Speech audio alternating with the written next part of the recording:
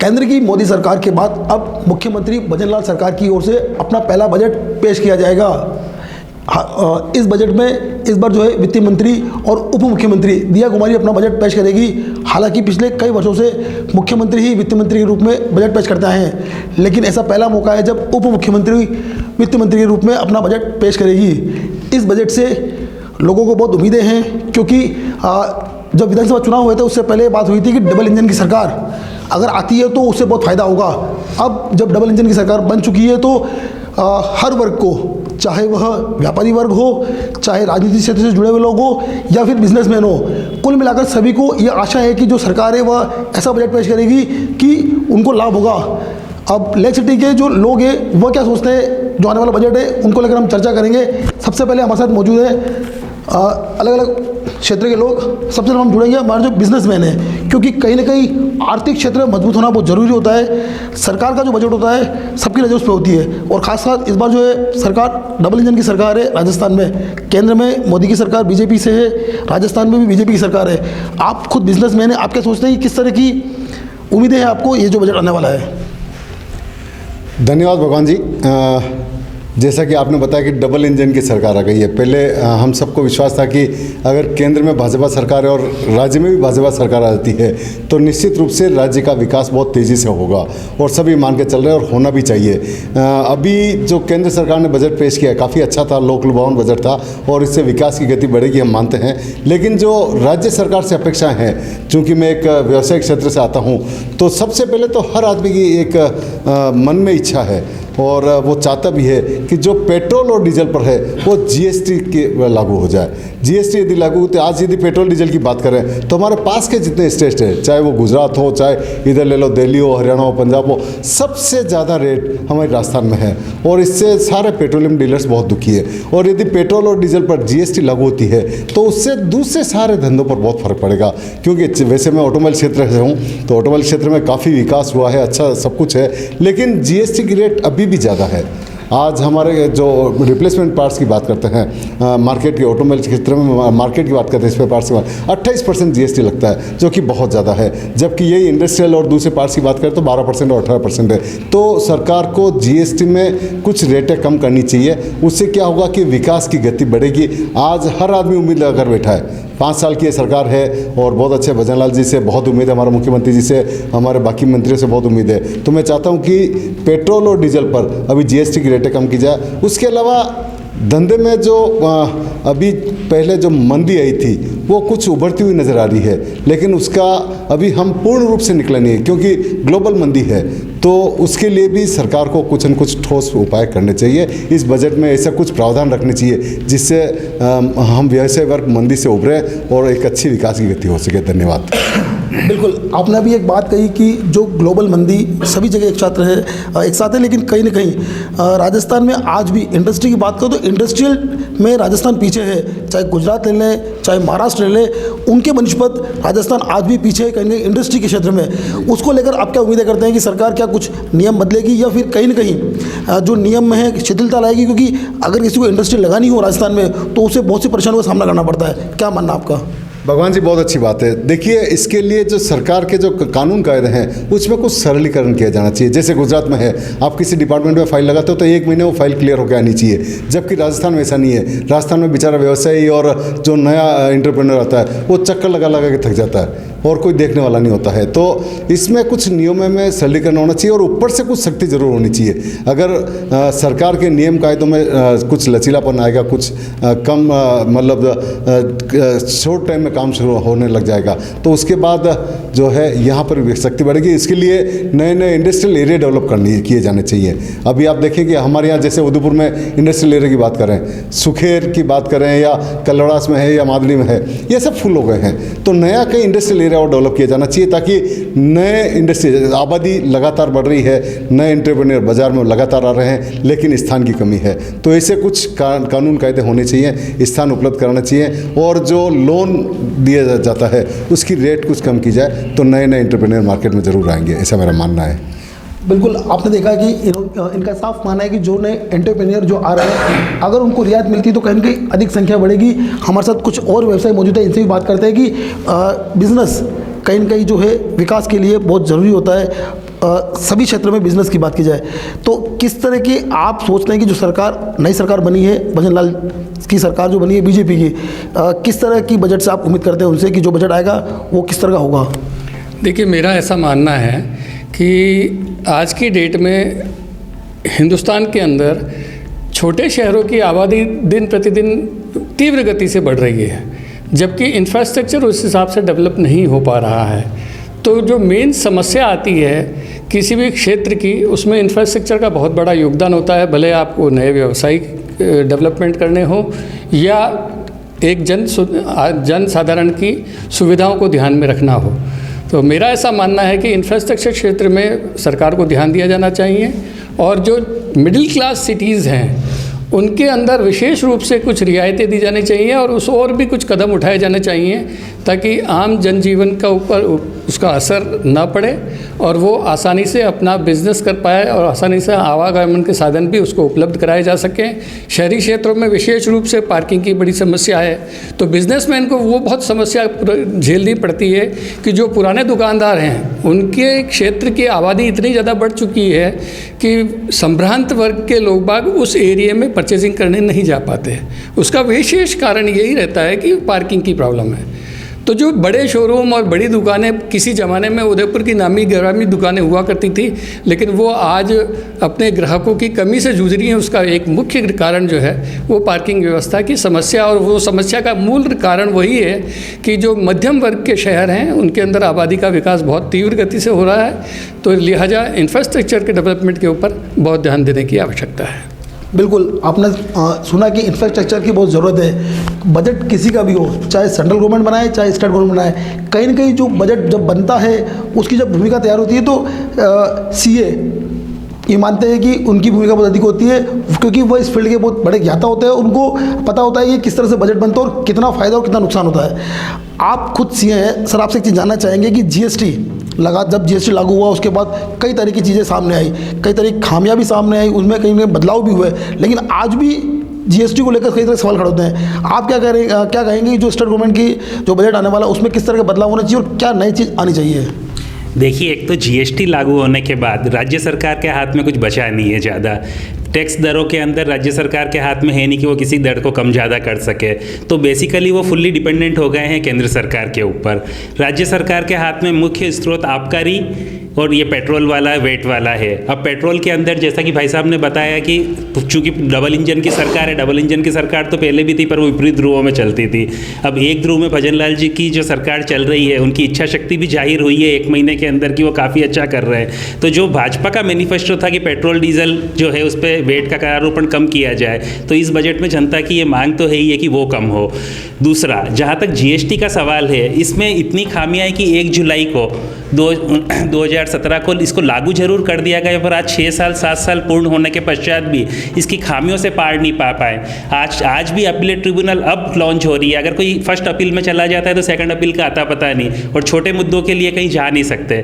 तो अब राज्य सरकार के हाथ में इतना ही है कि जो केंद्र सरकार के साथ समन्वय करके और रिप्स वगैरह की जैसे जो लोकल उद्योग होते हैं उसके अंदर जितना बेनिफिट दे सके, जो अपने एसजीएसटी के पार्ट पे ये बेनिफिट दे सकते हैं वो बेनिफिट दे।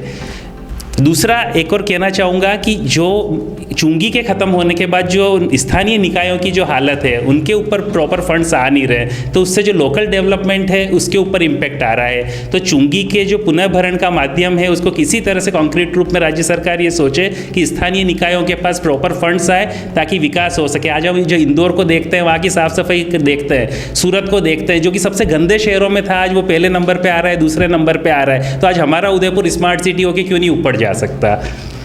बिल्कुल, आपने अभी एक बात कही कि उदयपुर स्मार्ट सिटी है।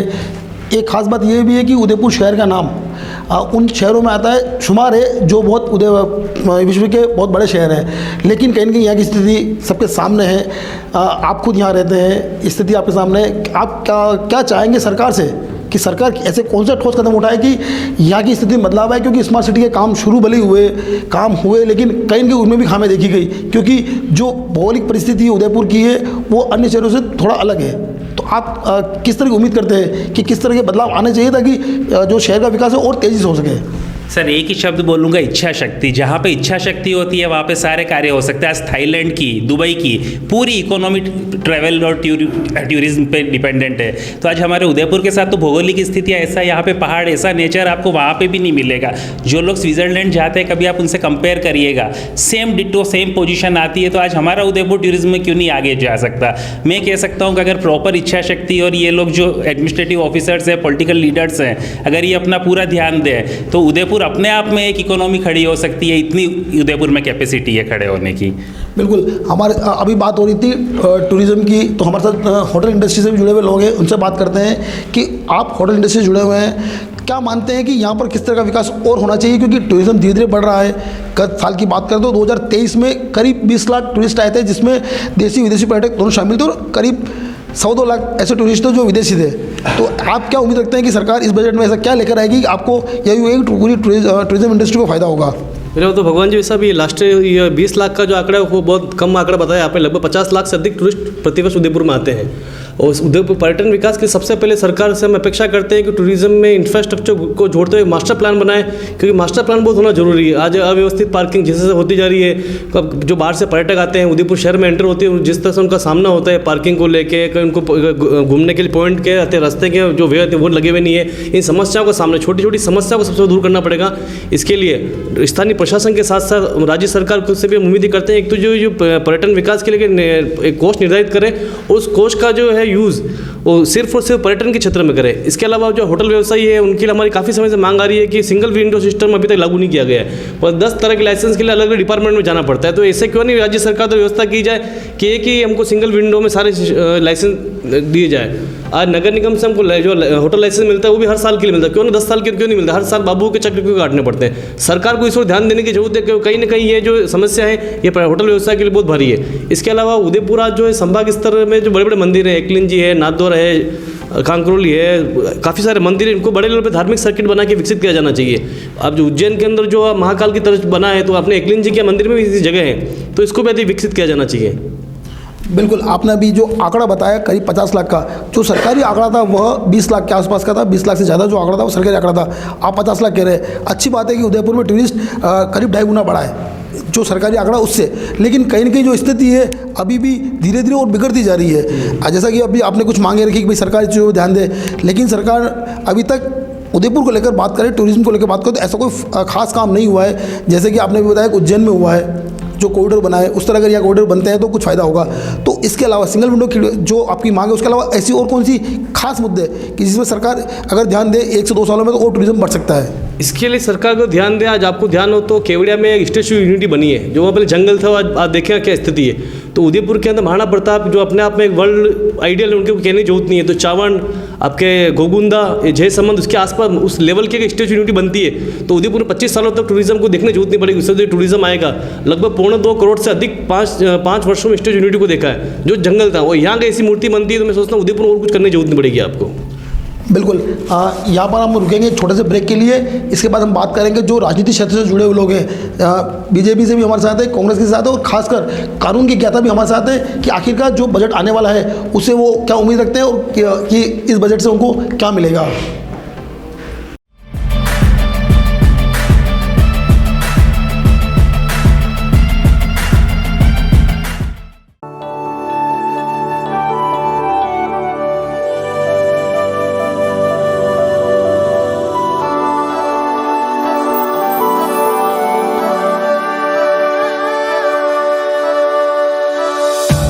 एक पुरानी रीत निकलकर झुमकों पे सज जाती है।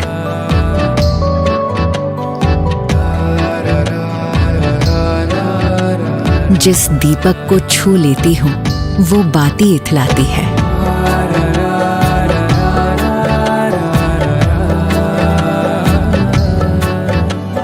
एक घड़ी जो बीत गई थी, एक घड़ी जो आनी है, इन सुनहरे ताने बानों में 2 घड़ियां मिल जाती हैं। एक पुरानी रीत निकलकर झुमकों पर सज जाती है। रोशनी चखने आ जाती है सारी रस्में मीठी सी। एक छोटी सी थाली में ही सदियां कई मिल जाती है। एक पुरानी रीत निकलकर झुमकों पर सज जाती है।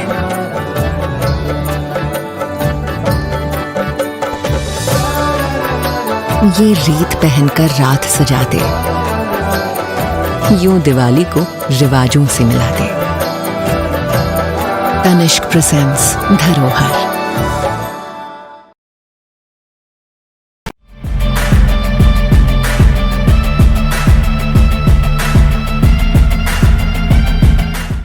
ब्रेक के बाद एक बार फिर आपका स्वागत है। अब हम चलते हैं सबसे पहले जो कानून की ज्ञाता है, क्योंकि उदयपुर में यहाँ पर एक लंबे समय से जो मांग चली आ रही है उस पर हम चर्चा करेंगे। हाईकोर्ट बेंच की उदयपुर में जो मांग हाईकोर्ट बेंच की मांग है वो आज की नहीं, 40 साल पुराने 40 साल से ये मांग चली आ रही है। इस मांग को लेकर चाहे बीजेपी की सरकार रही हो चाहे कांग्रेस की सरकार रही हो, किसी ने ध्यान नहीं दिया। ये बात आम जन कहता है, क्योंकि अगर ध्यान देते तो हो सकता है कि ये मांग पूरी हो जाती है। और जो कानून के हिसाब से बात करें तो क्या पेचीदगी आ रही है कि भाई हाईकोर्ट बेंच मांग पूरी क्यों नहीं हो रही है, या फिर किन कारणों की वजह से पूरी नहीं हो पा रही है? क्या आप कारण मानते हैं? ऐसा है कि पिछले 40 वर्षों से उदयपुर में हाईकोर्ट बेंच की स्थापना के लिए मांग चल रही है। जैसा कि अभी पूर्व वक्ताओं ने बताया था कि इच्छा शक्ति की अगर कमी है, अगर इच्छा शक्ति किसी में है या लीडर्स में है, तो आराम से यहाँ उदयपुर में हाईकोर्ट बेंच की स्थापना हो सकती है। हमारे कोई दोनों पार्टी के नेताओं से मेरे आग्रह है कि इस बारे में सोचें। आज हम इस क्षेत्र जो 5th शेड्यूल है, एक ही आधार है हमारा 5th शेड्यूल, उस आधार पे उदयपुर में हाईकोर्ट बेंच की स्थापना होनी चाहिए। मतलब यहाँ से जो जोधपुर का एरिया है, यहाँ से इस क्षेत्र का एक कोना है जो 800 किलोमीटर जोधपुर जाने में लगता है। तो ऐसे बहुत और आदिवासी एरिया है, गरीब जनता यहाँ निवास करती है, और सारे जो रेवेन्यू जो सबसे ज़्यादा उदयपुर से माइनिंग का क्षेत्र देख लें, यहाँ से रेवेन्यू जाती है। ऐसी स्थिति में सारे जो क्राइटेरिया हैं उदयपुर में हाईकोर्ट बेंच स्थापना के लिए उदयपुर नंबर 1 पे आता है।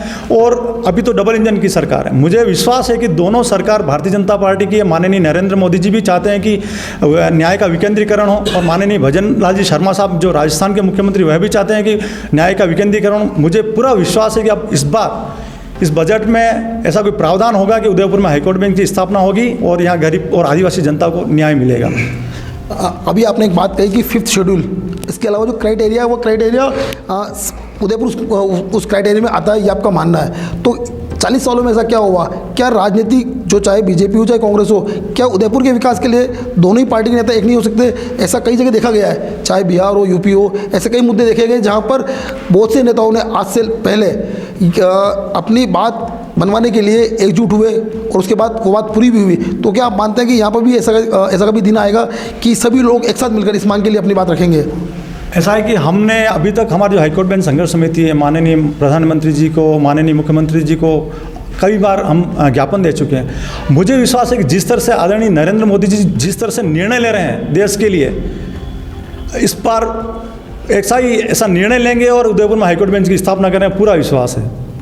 बिल्कुल। हमारे साथ संजीव जी भाई साहब मौजूद हैं, इनसे भी बात करेंगे कि पिछली बार जब सरकार कांग्रेस की थी तो उन्होंने बहुत से ऐसे वादे किए और वादे पूरे भी किए। ऐसा नहीं कि सिर्फ वादे किए, बहुत से वादे पूरे भी हुए। लेकिन अब अभी जो सरकार बनी है, इससे आप क्या उम्मीद रखते हैं कि लेक सिटी को लेकर क्या कुछ आप उम्मीद रखते हैं कि और कुछ बदलाव हो सकता है? धन्यवाद भगवान जी। सबसे पहले तो मैं आपका धन्यवाद देना चाहूँगा कि आपने अपने चैनल के माध्यम से हमको मौका दिया कि किस तरह से नई सरकार का बजट होना चाहिए। इसमें मैं कह सकता हूं कि जिस तरह से 2018 से 23 में हमारे जननायक मुख्यमंत्री अशोक गहलोत जी की सरकार ने विपरीत परिस्थितियों में काम किए थे और कई योजनाएं बनाई थी जो राजस्थान के हर वर्ग की खुशहाली के लिए थी। हम उम्मीद करते हैं कि ये जो मेरे भाई डबल इंजन की सरकार कह रहे हैं कि हम इनको पर्ची सरकार कहते हैं, लेकिन हम ये उम्मीद करते हैं कि ये पर्ची सरकार उन योजनाओं को भले नाम बदल दे लेकिन उसको कंटिन्यू करेगी। सबसे पहले तो मैं चाहूँगा कि हमारे सरकारी कर्मचारियों के लिए जो ये OPS की जो योजना हमारे मुख्यमंत्री जी लेके आए थे गहलोत साहब, उसके ऊपर अपना स्पष्टीकरण रखें कि भाई वो OPS लागू करेगी या NPS करेगी। और दूसरा, हमने जो 500 रुपये में सिलेंडर दिए थे उसे भजन लाल जी की जो नई सरकार आई है पर्ची सरकार ने 450 कर दी। ये अच्छी बात है। हम चाहेंगे कि हमने हमारे घोषणा पत्र में कहा था कि ये 500 रुपये का सिलेंडर अगर हमारी सरकार आती है तो सभी को मिले। तो मैं ये माताओं, गृहिणियों और बहनों के लिए ये आग्रह करूंगा अभी भजन लाल जी की सरकार से कि वो इन रसोई गैस में सब्सिडी देके 500 रुपये का सिलेंडर सभी को देवे। ये हमारी मुख्य मांग है इनसे। बिल्कुल। हमारे साथ बीजेपी से जो वरिष्ठ नेता हैं जिनेन्द्र शास्त्री वह मौजूद है, इनसे बात करते हैं क्योंकि ये चुनाव बहुत सक्रिय रहे थे।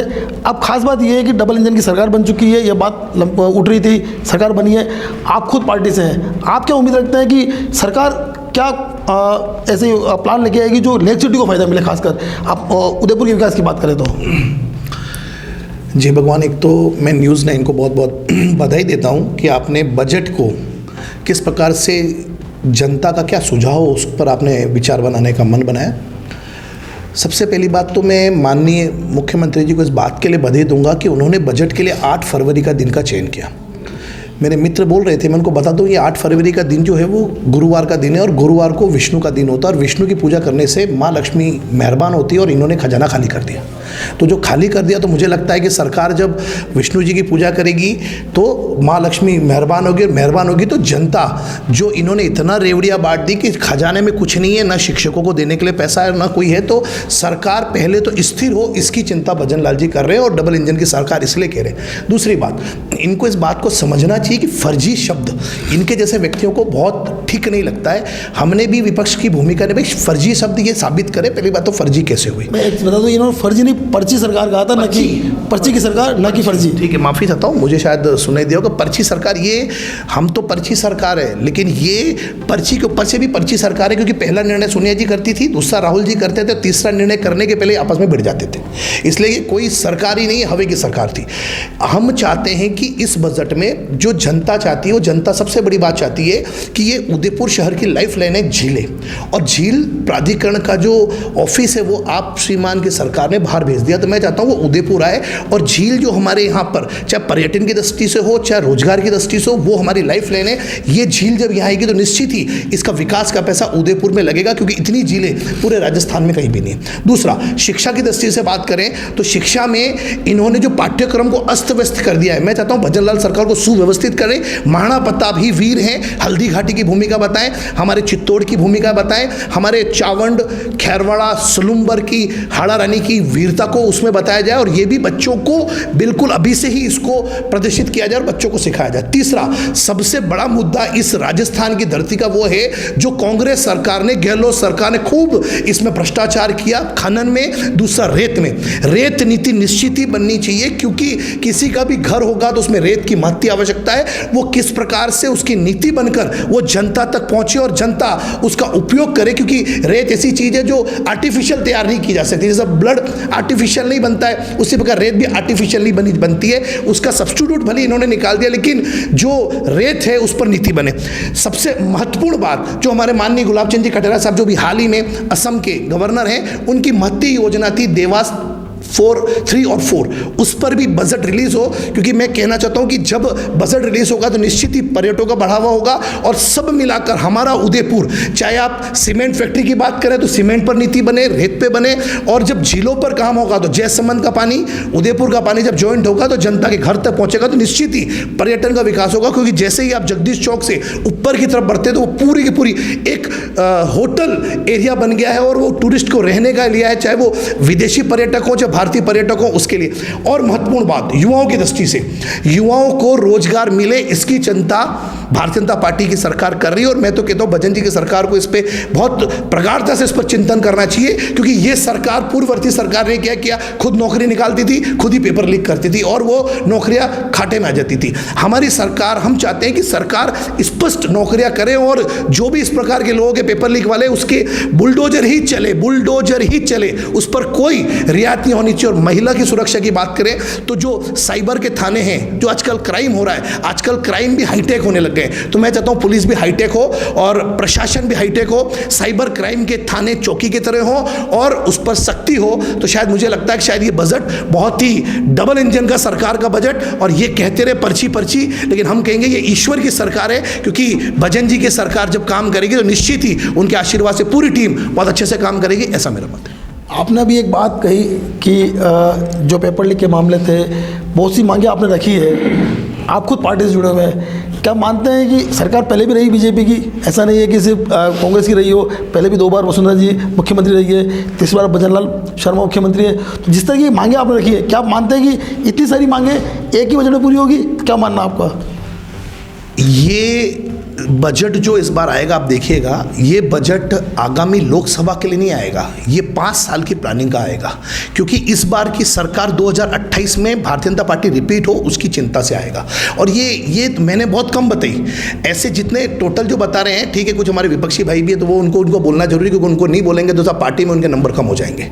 तो मेरा ऐसा कहना है कि ये बहुत कम बात बताई मैंने, हर वर्ग का मैंने, शिक्षा की दृष्टि से बताया, रोजगार की दृष्टि से, ये सब चीज़ होगी तभी राजस्थान का एक विकासोन्मुख बजट होगा, और ये होगा। मैं आपको यार रोक रहा हूँ, आप कह रहे हो होना चाहिए जी, लेकिन क्या मानते हैं कि इस बजट में सारी बातें पूरी होगी? क्या सोचते हैं आप? देखिए, मैं कोई ईश्वर तो हूँ नहीं, आपने मुझे यहाँ बैठाया है तो मैं तो चाहता हूँ जो जनता की बात है, मैंने पूछा है वो मैंने बताया। मुझे नहीं पता क्या होगा, क्योंकि हमारे भारतीय जनता पार्टी में एक बात बहुत निश्चित है, क्या 1 सेकंड के बाद क्या होगा इसका हमको भी नहीं पता होता है। तो ये बात बिल्कुल निश्चित है, हो सकता है ये सब बात माननीय भजन लाल जी की सरकार सुने और वो उसको उसमें लागू करे। तो जो जनता जो चाहती है मैंने वो बताया, अब क्या होगा क्या नहीं होगा तो ईश्वर के ज्ञान में है, उनको ही पता है।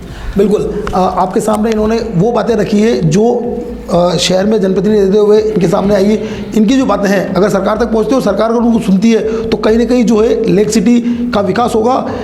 अंत में अपनी बात खत्म करने से पहले एक बार फिर हम चलेंगे चार्टर्ड अकाउंटेंट के पास, क्योंकि महत्वपूर्ण कड़ी आप हैं पूरे बजट को लेकर, आप इसके पूरे ज्ञाता होते हैं। आपने सभी की बातें सुनी, आपके सभी की मांगें भी सुनी, लेकिन इन सभी की बातें सुनने के बाद आप क्या मानते हैं कि किस तरह का बजट होना चाहिए? मूल बात क्या होनी चाहिए ताकि लेक सिटी विकास की बात की जा सके? साधारण शब्दों में तो बोलूँ तो आज हम भी परिवार के साथ जाते हैं तो पूरे मार्केट में जाते हैं तो हमको लगता है ये भी खरीद ले, ये भी खरीद ले, पर पीछे पॉकेट में कितने पैसे हैं वो तो ध्यान रखना ही पड़ेगा। जैसा कि जिनेंद्र भाई साहब ने बताया कि जब खजाना ही खाली होगा तो एक सरकार की एक लिमिटेशन है कि मैं कितना बांटूंगा। और एक बात क्लियर है, भाजपा की सरकार के अंदर की फालतू की रेवड़ियाँ तो नहीं बांटते। आज जैसे सोलर की स्कीम आई है उसमें स्पष्ट रूप से बताया है कि जो उपभोक्ता होगा उसके ऊपर कोई खर्चा नहीं होगा, पर उसका पेमेंट भी उसी से निकाला जाएगा। तो अब चूंकि अब इस सरकार के पास दिक्कत ये है कि सबसे पहले तो जो पुराने लॉसेस हैं उनको कवर करना है, तो इस बीच में पर इतना विश्वास है कि चूंकि डबल इंजन की सरकार है तो ऊपर से भी मदद मिलेगी, तो जितना हो सकेगा सरकार करेगी। और हम भी नहीं चाहते, एक संभ्रांत वर्ग ये चाहेगा कि लोन ले लेके रेवड़ियां बांटने से तो कोई मतलब है नहीं। जितना स्टेबल करके हम इस देश को, राज्य को ऊपर ले जा सके उतना अच्छा है। तो मेरे हिसाब से जितना होगा उतना देंगे, उसमें जो बेस्ट कर सकेंगे उतना किया जाएगा। बिल्कुल, आपने सुना कि इन्होंने भी स्पष्ट किया है कि सरकार के पास जितना होगा उतना ही दे पाएंगे, क्योंकि कहीं ना कहीं जो है सरकार भी अपना जो हाथ है, हो सकता है कि खजाने को देखते हुए जो बजट है वो उस तरह पेश किया जाए। एक बार फिर बात करेंगे बिजनेसमैन अनिल जी भाई साहब से, उनसे बात करेंगे कि आप क्या सोचते हैं, क्या मानना आपका? भगवान जी, अभी जिस प्रकार क्राइम बढ़ रहे हैं, आप देखिए आज उदयपुर शहर की बात करें तो रोज़ अखबार में देखिए रोज़ चोरी की वारदातें हो रही है, नकबजनी और चोरी। और अभी आज रात को देखिए रेडिशन ब्लू से कोई एक कमरे में से कोई 1 करोड़ से ऊपर की चोरी करके ले गया। तो रोज़ की वारदातें हो रही है। तो सरकार को इस बजट में कोई ना कोई कानून में ऐसा सख्त कदम उठाना चाहिए जिससे चोरी की वारदातें रुके। आज आम जनता में एक दहशत हो गई है कि वो अपना घर छोड़ के जाना नहीं चाहता, क्योंकि हर जगह चोरी हो रही है और चोर पकड़ाए नहीं जा रहे हैं। मेरे खुद के घर में चोरी हुई 19 तारीख को, लेकिन अभी तक कोई ठोस कार्रवाई नहीं हुई। तो जब तक ठोस कार्रवाई नहीं होगी तो इस बजट में ऐसा कोई कानून लेके आना चाहिए जिससे जनता के मन में एक सुरक्षा की भावना आ सके। मैं यही कहना चाहूँगा अंत में। धन्यवाद। बिल्कुल, आपने सुना कि किस तरह से साफ साफ कहना है कि सुरक्षा सबसे इम्पोर्टेंट है, सुरक्षा होनी चाहिए। उसके अलावा जो योजना जो चल रही है वह योजना भी फिर से कंटिन्यू हो। इसके अलावा कुछ ऐसी योजना भी नहीं आए सरकार की तरफ से जिससे आम व्यक्ति को फ़ायदा हो, क्योंकि उदयपुर जो है वो लेक सिटी को टूरिस्ट के लिए जाना जाता है। तो टूरिज्म इंडस्ट्री में बहुत से ऐसे बदलाव हो सकते हैं और जो इंडस्ट्री से जुड़े हुए लोग उनका साफ कहना है कि अगर नए कॉरिडोर बनते हैं तो कहीं ना कहीं फ़ायदा होगा। अब देखना ये होगा कि सरकार इस बजट में कितना आम व्यक्ति को ध्यान रखते हैं अपना बजट पेश करती है, और खासकर लेक सिटी की बात करें तो लेक सिटी को इस बजट से कितना मिलता है।